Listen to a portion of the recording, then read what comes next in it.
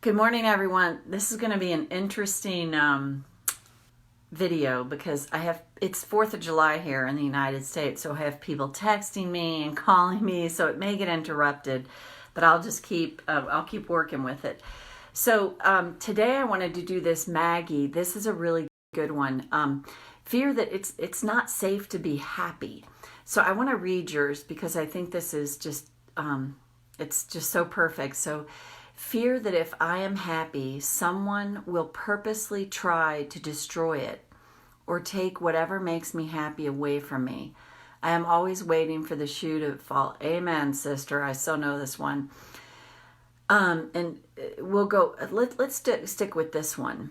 Because you have another one here, and I think a lot of people will relate to that. It's actually a topic that's been brought up before too, but repetition is the mother of skill. So fear that if I'm happy, someone will purposely try and destroy it. So I say it's not safe to be happy. So this is that idea of an upper limit. There's a term, how good can you stand it? Those of you that have been in my world any length of time know I tell the Michael Vick story. An NFL football player that had a $180 million contract, and then he ended up in jail because of a dog fighting ring that he was in.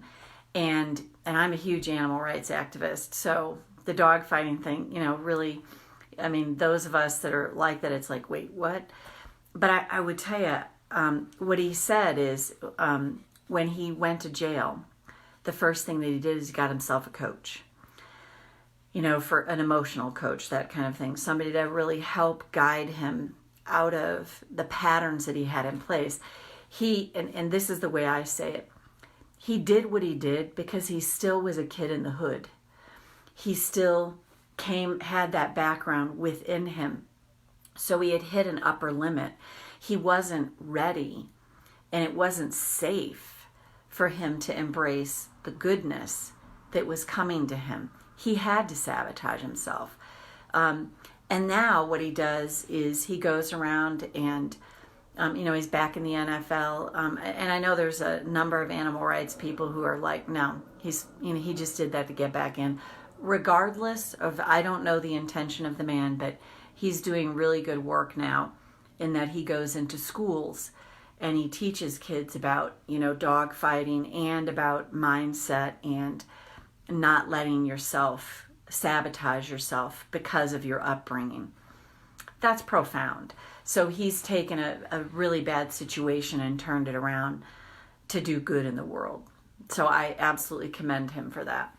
So if you think about that, he was hitting an upper limit and he had to sabotage himself. And so in your post, Maggie, it's somewhere, and this is for anybody, somewhere along the way, this goes back to that when you had this peak emotional high experience. So say when you were happy, you were feeling good in your life, things were going well for you, even if you have no conscious memory of that, something happened that came in, and it can be just a series of events, just little nips at us, or it can be something big that all of a sudden, oh my God, it's not okay to be happy. And I know I've told this story too about somebody that I was working with who every time she launched a new program, she would have absolute terror and panic.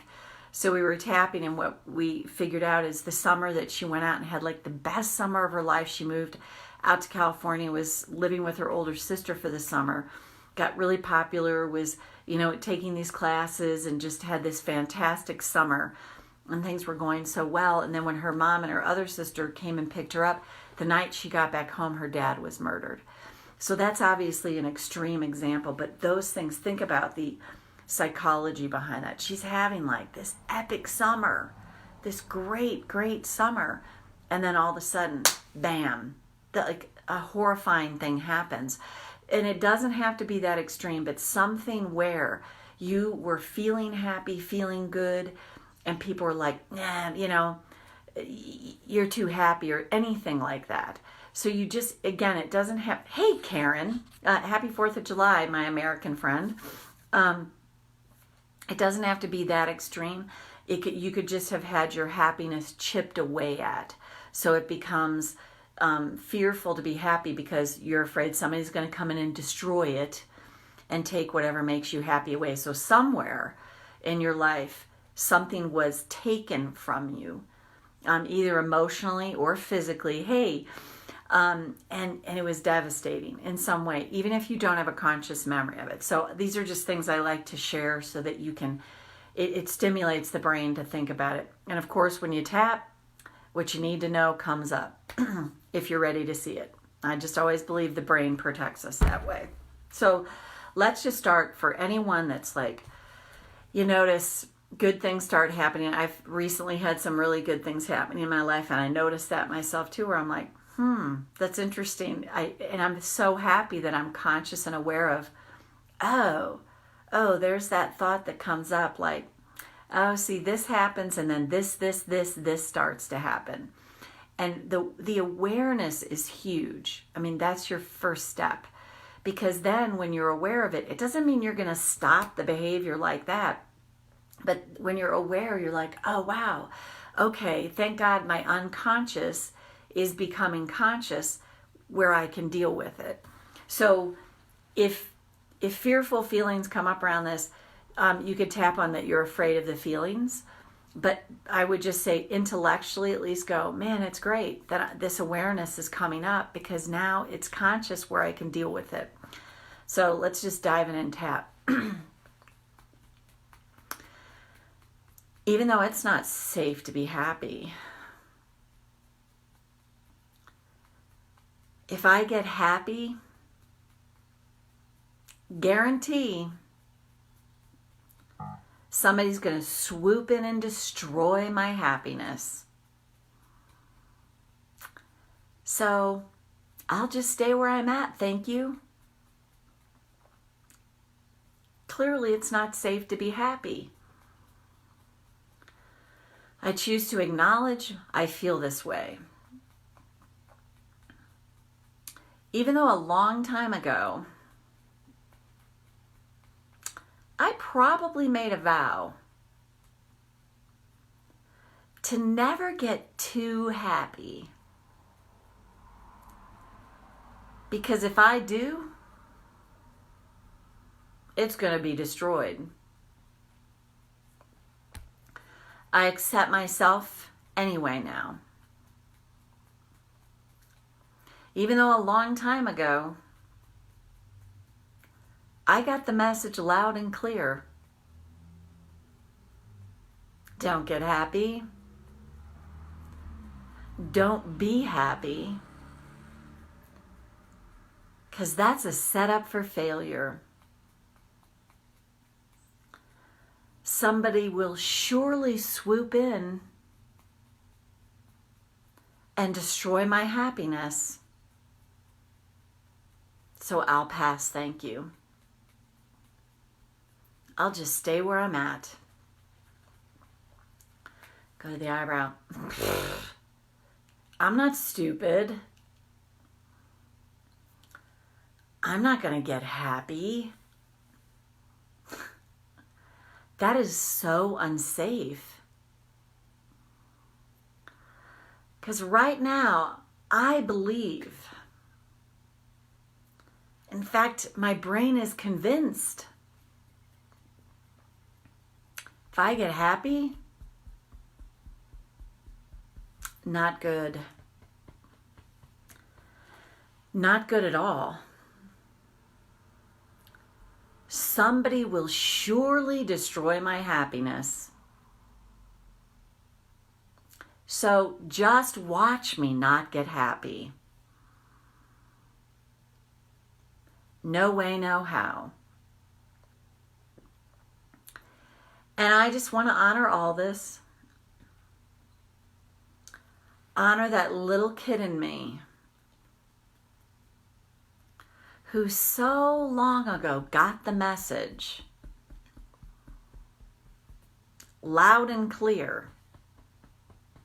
It's not safe to be happy.